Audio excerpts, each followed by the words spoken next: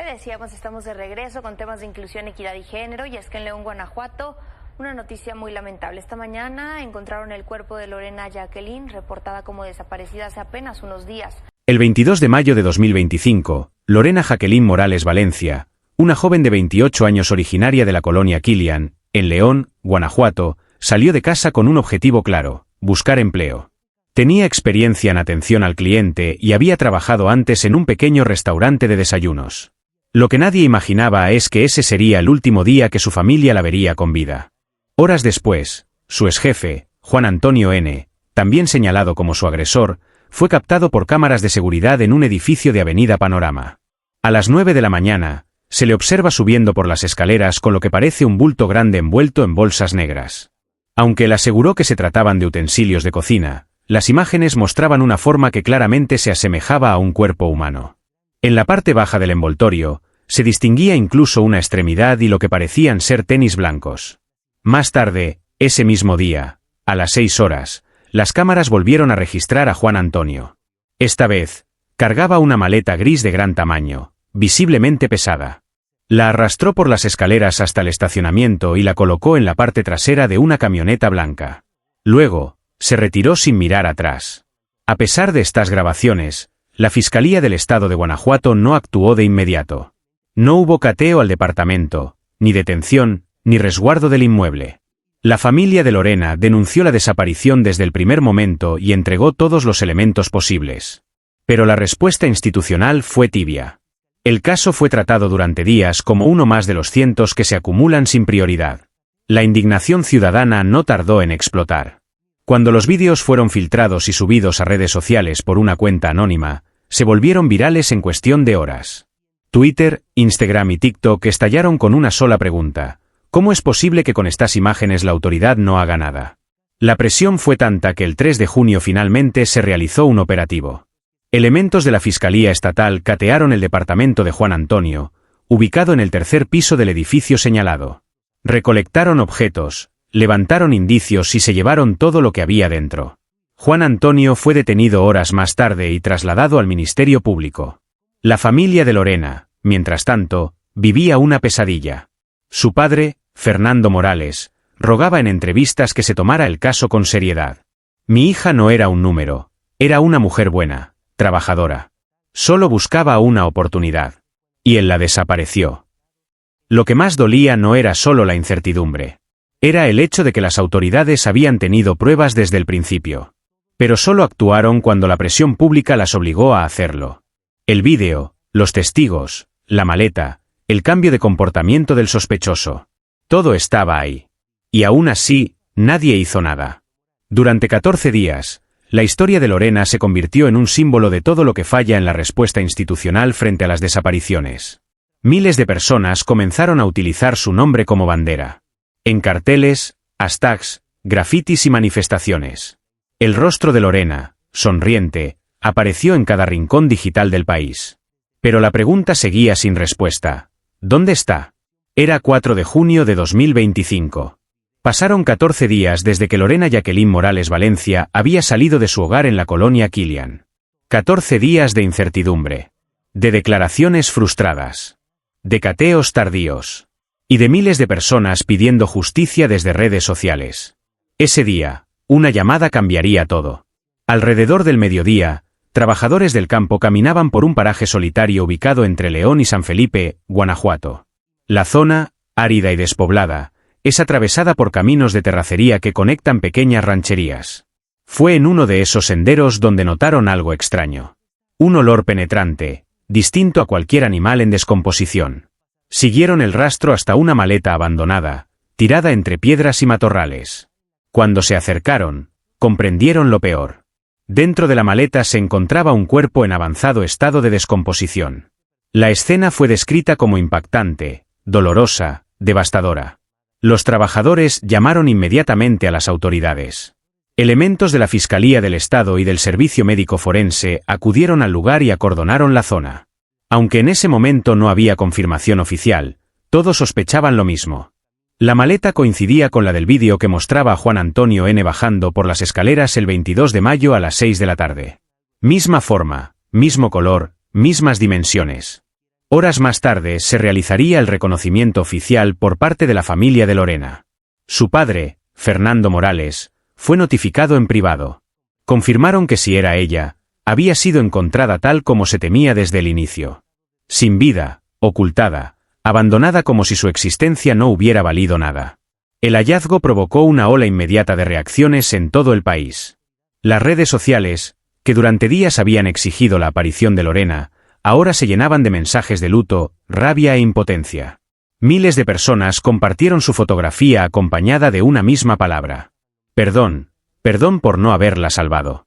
Perdón porque las instituciones fallaron. Perdón porque, a pesar de las evidencias, tuvo que pasar medio mes para que se actuara con la mínima seriedad. El caso ya no podía ser tratado como una desaparición.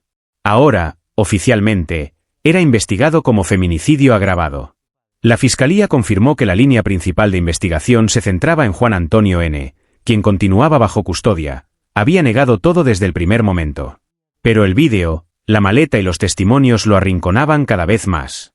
Vecinos del edificio ubicado en Avenida Panorama, donde él vivía, comenzaron a dar declaraciones a medios. Algunos señalaron que el sujeto los había amenazado, que sabían de su comportamiento violento, que Lorena había contado que la presionaba para volver a trabajar con él y que no aceptaba un no como respuesta. Incluso se mencionó que después de la desaparición, él caminaba por el edificio como si nada hubiera pasado. El cuerpo fue trasladado al Instituto Forense. Se realizaron los exámenes correspondientes y se activaron los protocolos para garantizar la custodia adecuada de la evidencia. La maleta fue asegurada y peritos confirmaron la correspondencia con la que aparece en el vídeo de vigilancia. No quedaban dudas. Era la misma. Ese día, una madre lloraba en silencio mientras sostenía la última foto de su hija. Ese día, México entendía, una vez más, que no bastan las pruebas cuando el sistema decide mirar hacia otro lado. El rostro de Lorena, ahora acompañado por veladoras, flores y pancartas, se convirtió en un símbolo más de un país donde las mujeres desaparecen y solo son encontradas cuando ya es tarde.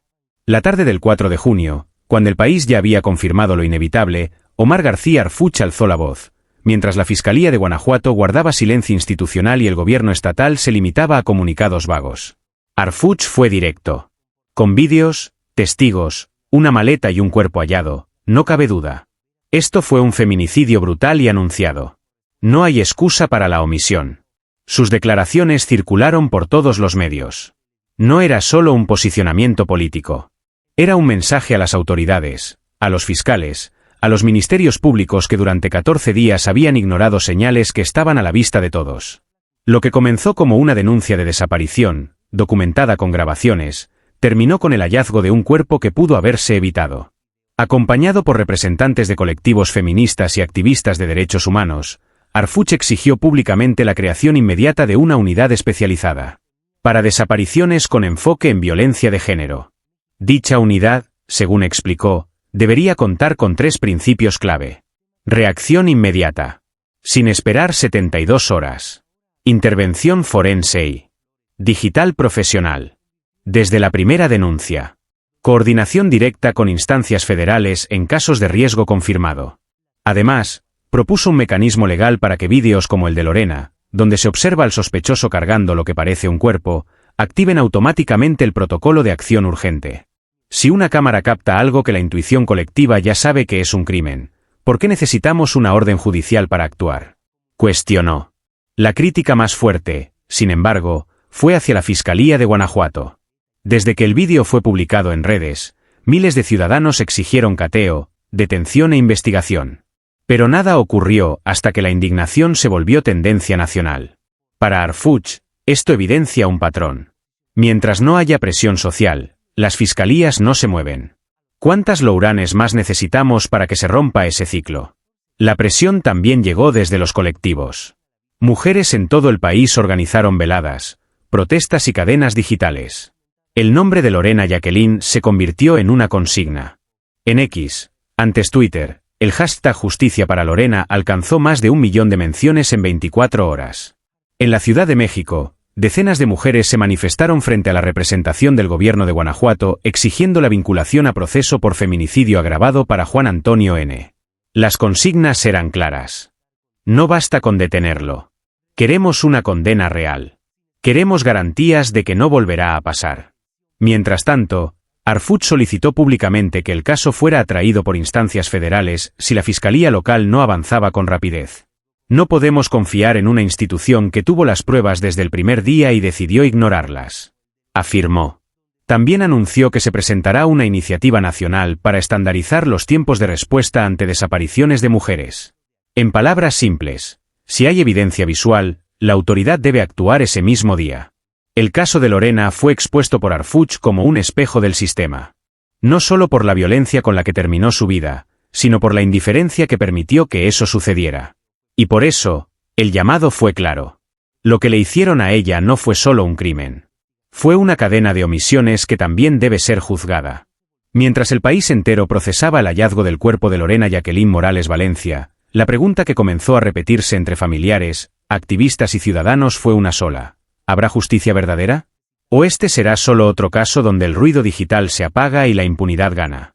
Juan Antonio N., el principal sospechoso exjefe de Lorena, con quien presuntamente mantenía una relación desigual marcada por el acoso y el control, se encuentra detenido, pero no ha sido vinculado a proceso por feminicidio agravado.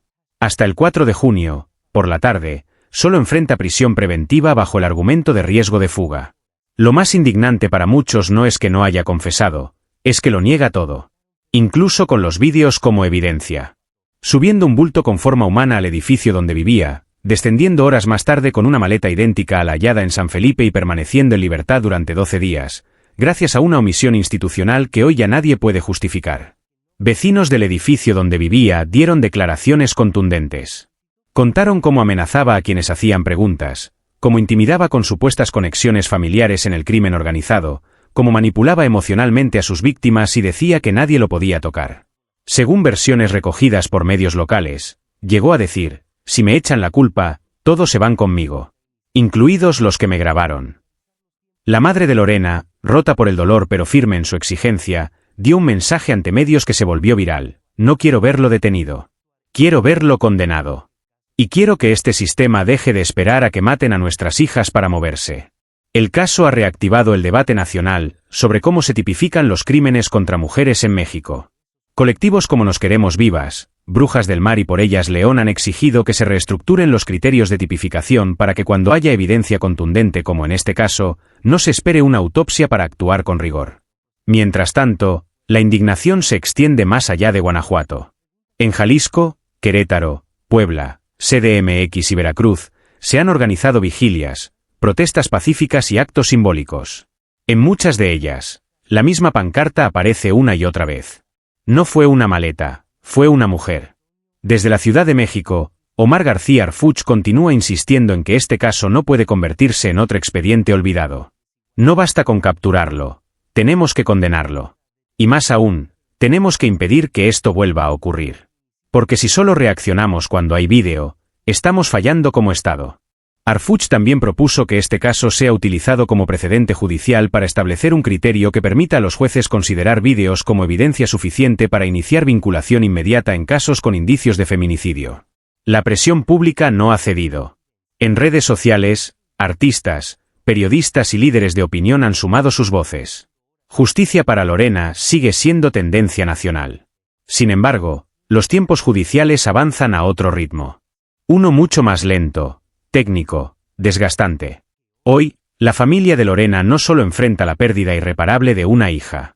También enfrenta un sistema que aún duda, aún calcula, aún retrasa. Pero también enfrenta algo nuevo. Una sociedad que no está dispuesta a guardar silencio. Y aunque Lorena no podrá volver, su historia ya no es solo suya. Es la historia de miles de mujeres que salieron a trabajar y no regresaron. Es la historia de un país que, entre el dolor y la rabia, aprendió a decir con fuerza. No basta con llorarlas, vamos a defenderlas, aunque sea tarde, aunque sea con todo en contra.